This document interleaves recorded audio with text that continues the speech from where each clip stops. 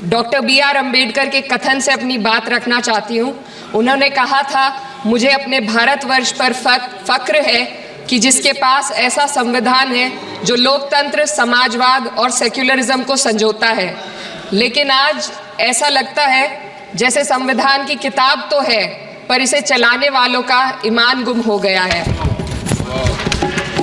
आज हिंदुस्तान में हर वर्ग को किसी न किसी चुनौती का सामना करना पड़ रहा है, मगर अल्पसंख्यक, खासतौर पर मुसलमानों पर जो कहर टूटा है वो किसी से छुपा नहीं है।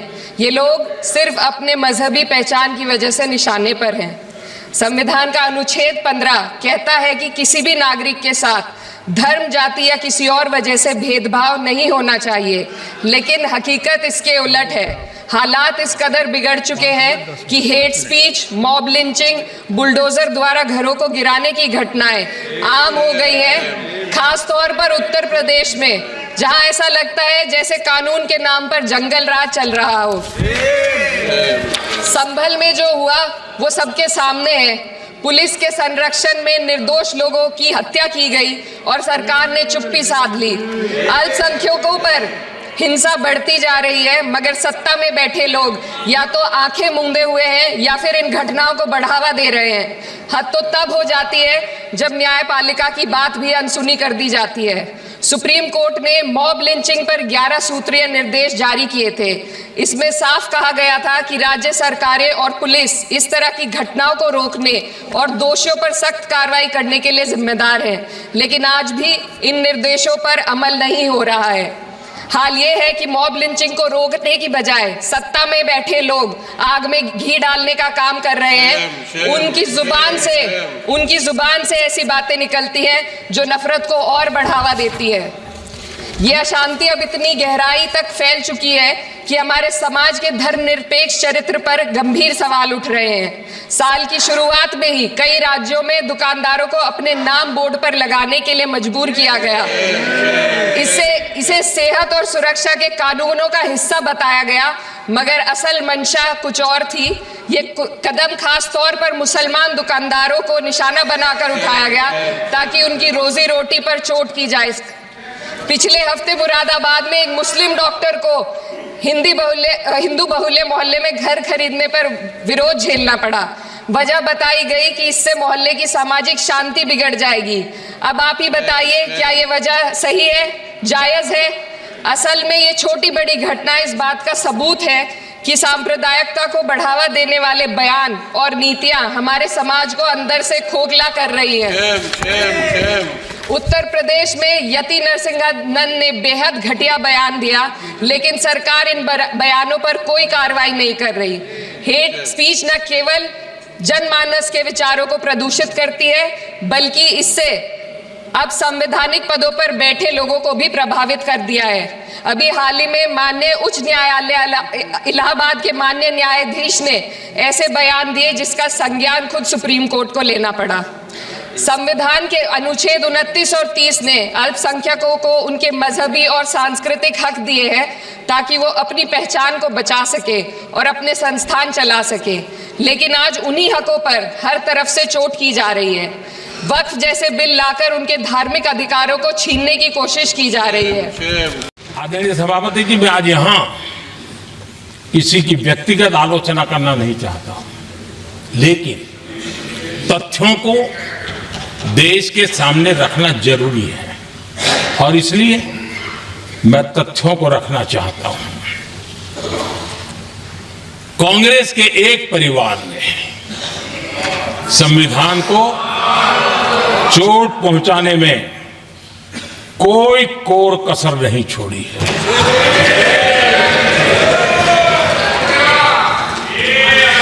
और मैं इसलिए एक परिवार का उल्लेख करता हूं कि 75 साल की हमारी यात्रा में 55 साल एक ही परिवार ने राज किया है।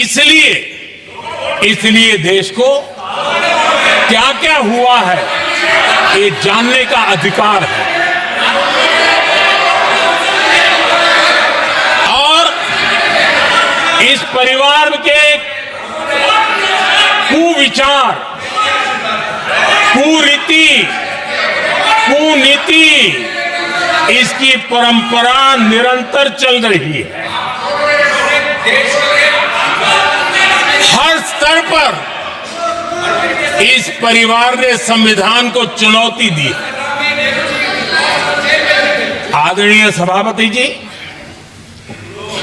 1947 टू 1952 इस देश में इलेक्टेड गवर्नमेंट नहीं थी। एक अस्थाई व्यवस्था थी, एक सिलेक्टेड सरकार थी और चुनाव नहीं हुए थे। और जब तक चुनाव न हो तब तक एक इंटरिम व्यवस्था के रूप में कोई खाका खड़ा करना चाहिए, किया गया था। 1952 के पहले राज्यसभा का भी गठन नहीं हुआ था, राज्यों में भी कोई चुनाव नहीं थे, जनता का कोई आदेश नहीं था। उसके बावजूद भी, और अभी तो संविधान निर्माताओं ने इतना मंथन करके संविधान बनाया था। 1951 में जबकि चुनी हुई सरकार नहीं थी, उन्होंने ऑर्डिनेंस करके संविधान को बदला और किया क्या? अभिव्यक्ति की आजादी पर हमला कर दिया गया।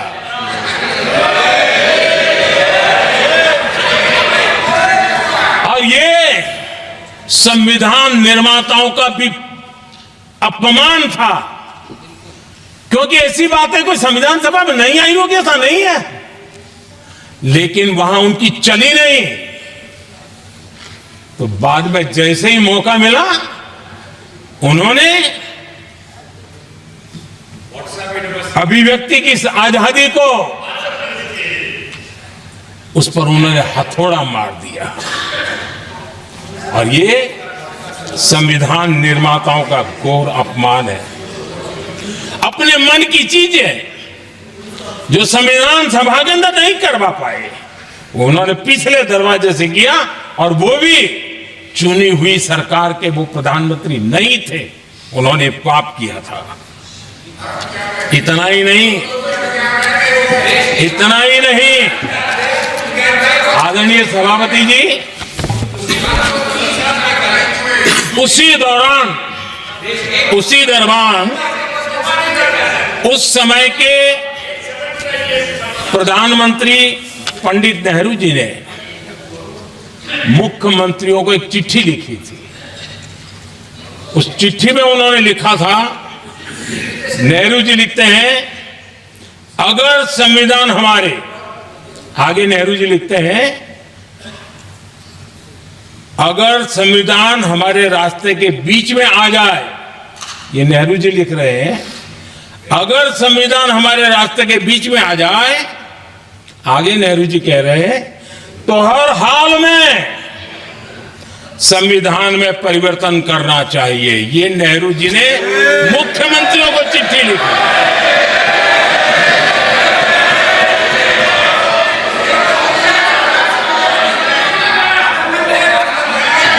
और आदरणीय सभापति जी, ये भी देखिए, 1951 में ये पाप किया गया, लेकिन देश चुप नहीं था। उस समय राष्ट्रपति डॉक्टर राजेंद्र प्रसाद जी ने चेताया, ये गलत हो रहा है।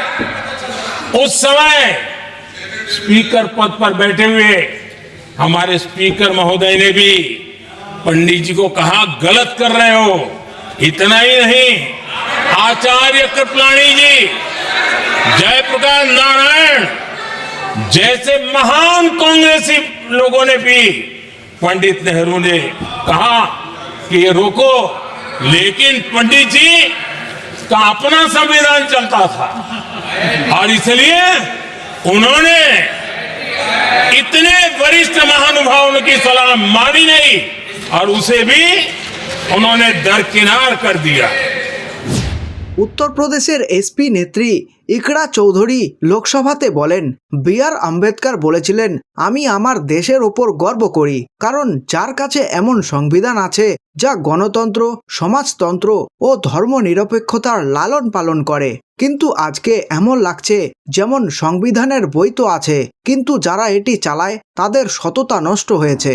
আজকে ভারতবর্ষের প্রতিটি ধর্মকে কোনো না কোনো চ্যালেঞ্জের মোকাবিলা করতে হচ্ছে, কিন্তু অল্পসংখ্যক বেশি করে মুসলমানদের ওপর যেই অত্যাচার হচ্ছে তা কারোর কাছে অজানা না।